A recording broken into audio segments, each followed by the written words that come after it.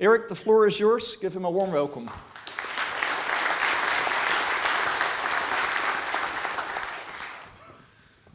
So, good morning, everybody.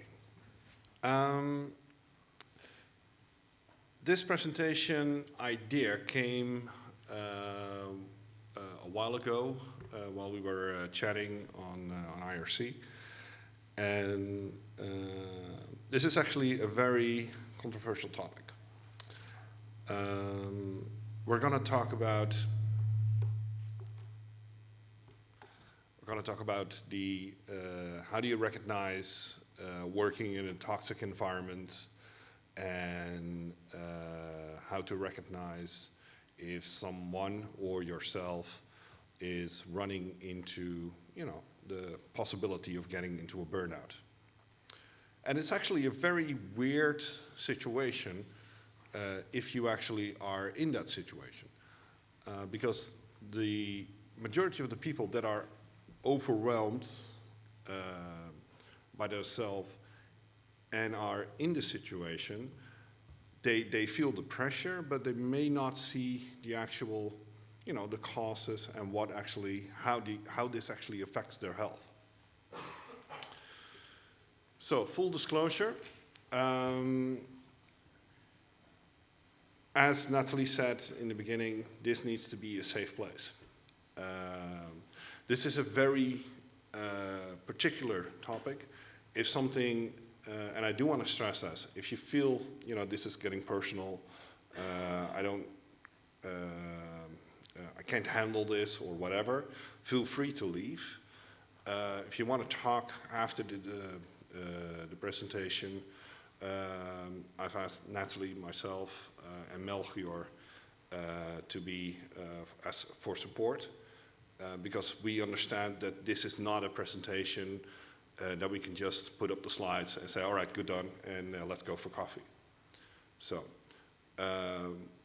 for everybody that actually needs somebody to talk to, feel free to reach out to us, either during the coffee breaks today, or if you feel later the requirement, meet us up on IRC, ping us there, give us a call, or send us an email.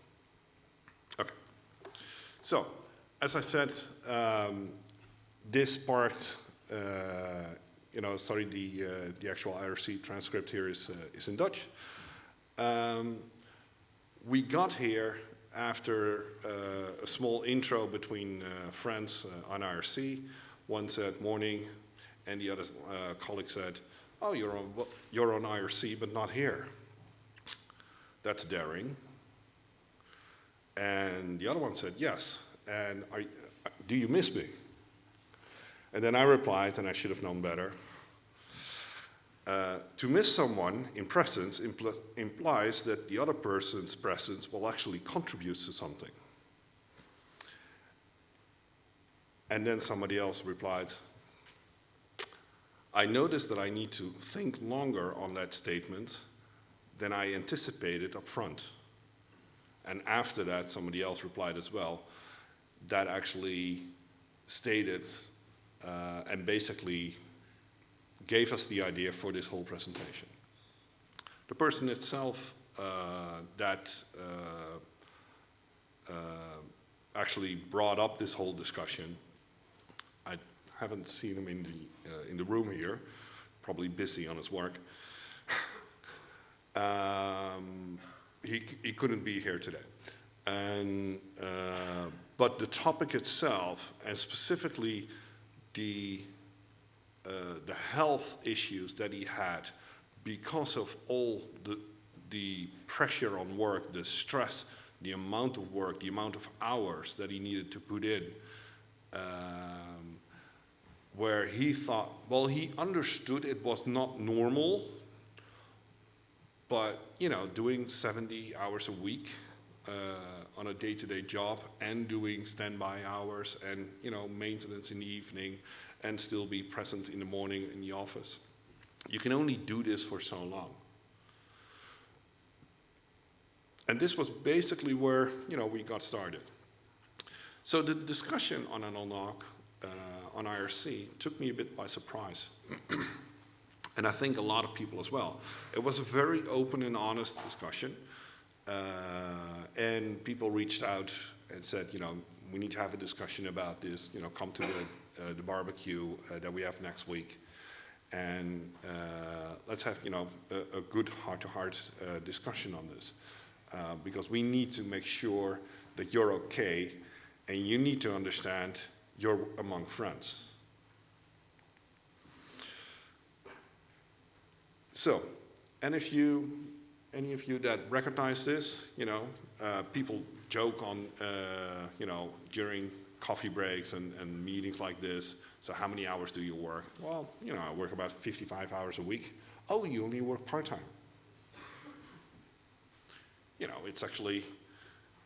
It's actually meant as a joke, but with that joke, they hide the fact that it's not normal to actually do less than 40 hours, if 40 hours is already a lot, or that you get compensated for outside office hours. And while most of us also run, maintenance in the evening, standby services, I see people just going for weeks away from home with a suitcase. And I know for doing, a lot of venues and meetings, that is actual work. It's not, 9 to 5 and then party all night. Well, for some perhaps, but still, it's a lot of work. It's long days. So if you ever worked for, a certain period of time and want to take a day or two off, and then you get 10, 15, 20 calls from the office because they can't handle the things that you do on a daily basis. And if you can't take a day off, your manager is not doing his job. And your colleagues are not properly trained. You need to have a backup team in your workplace and somebody else that can handle the workload that you do or do those tasks. You have a role for a certain amount of time, and where needed, your coworkers need to help you take that workload during the time that you take off. For myself as a manager, I got my own company, I got employees. I really try, and for most of the time, I do that pretty good, I think, to not call people if they have a day off, or if they have vacation. For the same reason that I also don't like them to call me if I have a day off. And for me, as an employer, I have different responsibilities, so I actually call into the office and are things okay, do those kind of things. But for people not being able to take vacation or actually have the opportunity to actually turn off the phone, switch off, and actually unwind, it is really helpful. You need to recharge. I've actually worked at Accenture in the 90s, and we were doing a project at a big tech company in Eindhoven, and I said, well, I want to have some time off, and I have vacation planned from here to there. So the manager went to the schedule, and he wrote it on the board, so I thought, that's okay. So as a reminder, a couple days before I actually went, I said, next week I'm not here because I have 2 weeks vacation.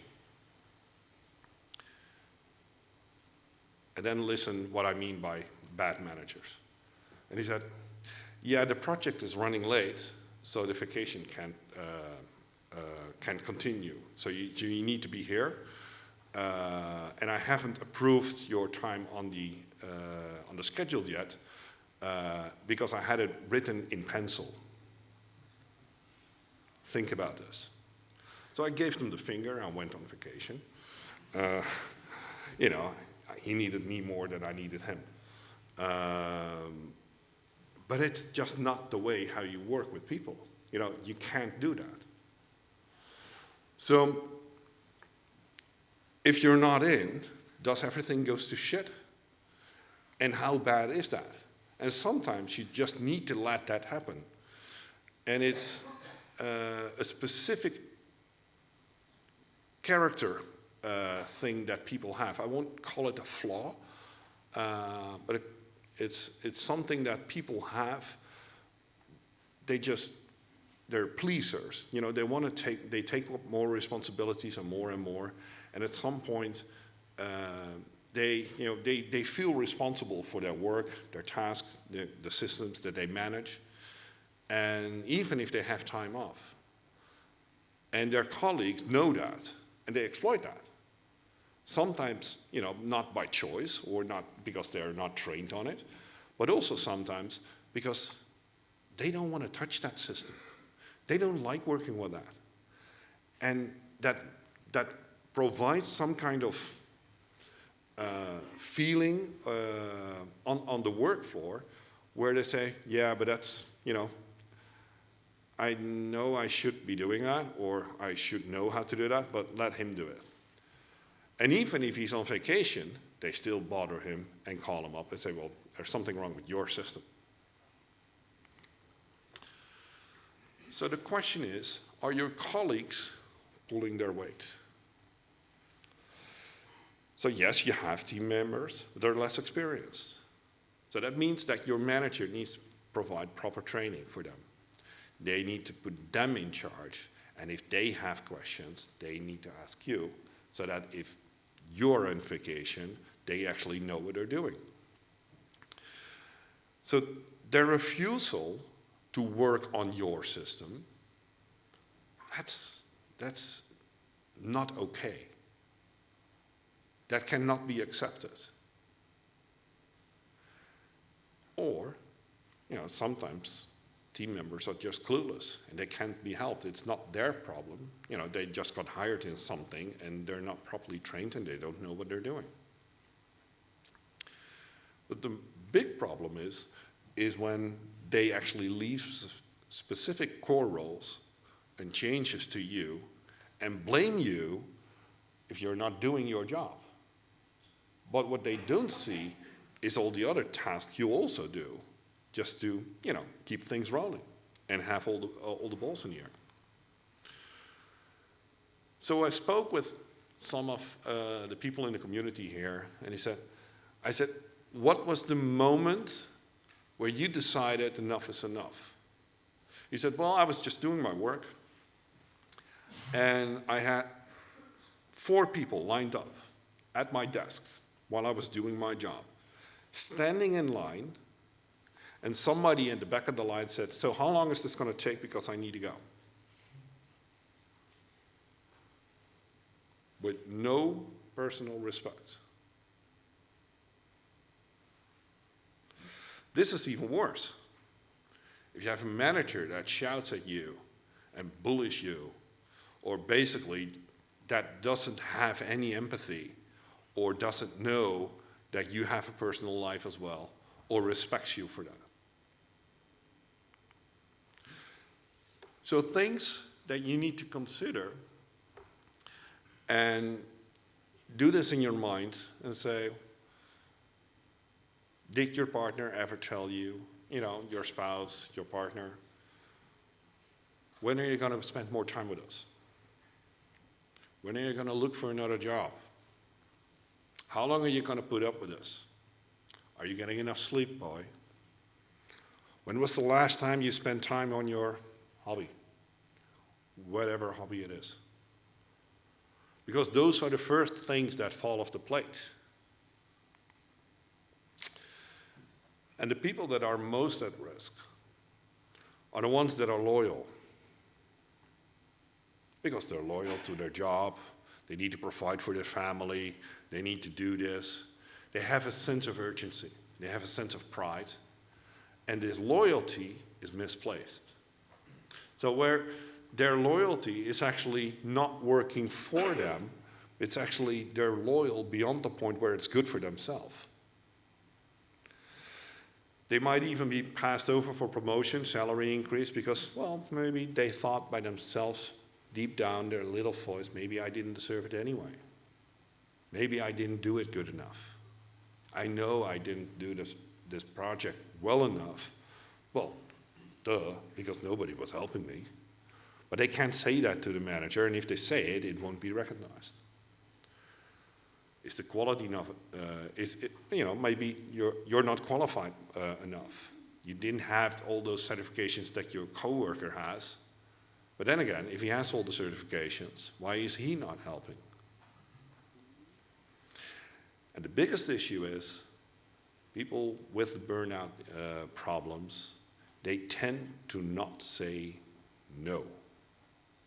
They just acknowledge they're policers, and they actually keep adding more workload, even if they say, well, enough is enough. And that's a risk. And that's probably one of the things that I've heard from people that I spoke to that ran into a burnout situation, that said, well, I should have stopped sooner. There were signs, and I just went, this will improve, this will get better. So typical red flags to jump ship. This is a bit weird, but typical red flags for toxic environments is when your manager is actually a bully and he's shouting to bring his points across. Your coworkers don't trust you or don't value your work or your input. There's a constant understaffing issue, and it starts to affect your health. And you may actually want to think about, maybe understaffing is a way of doing business, and you're just a resource that needs to be put to the max, and then will just be replaced. Although they say, we really need you, but there's no additional compensation, and there's no training to actually help you. And this is a real issue. So stress will actually affect your health, mentally, but also physically. Stress at home or at work will actually expose itself in various physical, signs that you will see. Not being able to focus or do simple math tasks. Typically, people that actually have a burnout cannot do any simple math. They have a problem doing a small task like getting themselves up in the morning, get their clothes on, tie their shoes. They really need to restart all this process again because they're so filled up with other feelings and stress, and everything is becoming too much. I've heard people about anxiety attacks, back pains, migraines, taking more medication that's good for your health. Pain or acid reflux medication is is very common. Your stomach turns up. And this is typically more in the US than here in Europe. But this is something that actually comes in a lot. Pain medication, overeating, overconsumption of alcohol or other substances, drugs, whatever. Lack of energy, feeling tired all the time, even after you woke up. Basically, really, you're worn out. Enough is enough. Feeling depressed, lack of sex drive, lack of drive at all. And in the worst part, becoming suicidal because you feel there's no way out. And the thing is, there is a way out. So that's why you need to feel free to talk about this. You need to talk. So one of the things you'll see earlier stage is that people become cynical or sarcastic in their communication because, I don't know, you've told your manager that platform X needs to be replaced, and still they insist on buying that refurb C6509 management blade. Well, you know it's wrong. But your acceptance to bullshit is becoming an issue. You'll call them out sooner, maybe not appropriate, which causes a lot of tension, which adds to the problem. You want to do good, but you have the feeling that the company is working against you. And it's actually, they can't help it themselves either, but there needs to be a good communication. So when is it enough? If you recognize something in this talk, or a lot, you should talk with somebody. Schedule an appointment with a work-related physician, arbeidsarts in Dutch, or your own doctor. Have a chat with peers. We are here for you. Have a chat with your partner and your friends and talk about it. Because you're not alone. I would say there's more people that actually have issues with some of these symptoms or recognize them in this talk than you would probably think. You're definitely not alone. And if that is the thing that we can bring across with this talk, I will, be very happy if we can help one, but I'm afraid it's more than that. It's more than that. So the good thing is you need to get a good life, work and private balance. It needs to be in place with the enumeration that you get, the payments. There needs to be a balance in there. So in today's work, the good thing is we're in an industry where we decide who we work for and not the other way around. There are a lot of good companies that are looking for dedicated staff, that are looking for people that are loyal and want to do the extra mile, and actually have a good place, a good system in place. Because we all like to work and work hard. That's not the issue. But if the managers or the company doesn't value you as a person, that company or manager doesn't deserve your time and effort and loyalty, especially your loyalty. So make sure you get compensation for overtime, your actual role and time, because your time is the most precious thing your employer can get from you. You need to have, and I stress this more than once, you need to have fun at your work and being able to do fun things with your loved ones. If you go to your job and you feel stressed and you feel unwelcome and it's a task to actually go out, there is something fundamentally wrong.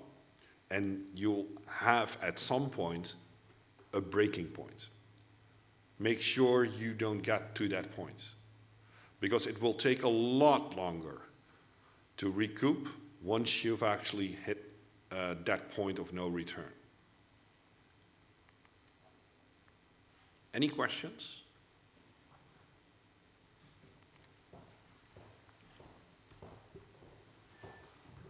Thank you for your insight in this. I think it...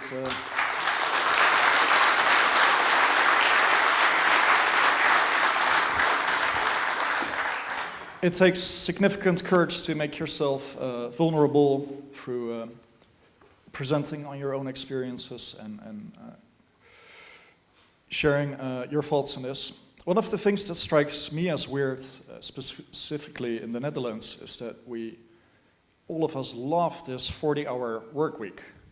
If you're lucky, you may see a vacancy that has 38 hours, but that just means they're not paying you for lunch. And it is strange to me that we all are expected to work the exact same amount of hours per week, where we are not the same people with the same drive, energy, capabilities, physique. Why? Yeah, no, it's true, and it's I have a couple people on staff that are full-time, and I also like to work with part-timers. They bring a different energy to the office, a new experience. Not me, as somebody that works for us and for 2 other companies, and that it gives a lot of experience also from other teams and how things are done. As an employer, that diversity and that changing in energy in the office is very good. Having somebody sitting in the office and just doing his job as a monkey, it doesn't add up. So for myself, I've always done full-time jobs, more than that. I've done my fair share of hours. But even if you've done a whole day and then do maintenance in the evening, and then you get calls in the morning, you've got something after 18-hour work days, that's not cool.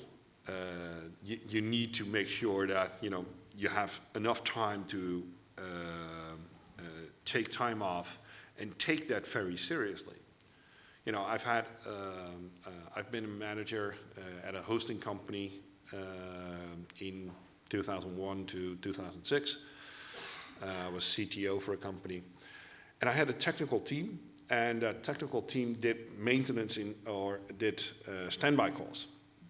One of the biggest issues that I had with the owner for managing that team was allowing the guys to actually take their sleeping time. Because if they get calls in the night because something was broken on their platform, you should allow them to not only take the call and fix it, but then take so many hours before they actually, should be allowed back into the office. And the manager said, well, they've had, a 5-minute call. They fixed it in 10 minutes. And so, why are they not in the office at 9 o'clock? But that's not how it works, because it actually takes time to actually, get back to sleep. You're out of your bed, you need to process that. And they actually they pull you out of your REM sleep, which is very important to actually get your sleeping time, your rest. That was a really interesting talk and a brilliant introduction to my talk later this afternoon. Thank you. Job, first of all, to answer Job's question, the 40-hour working week is based on the idea of a sole breadwinner that has at home a housewife that does the cooking, the cleaning, and everything else.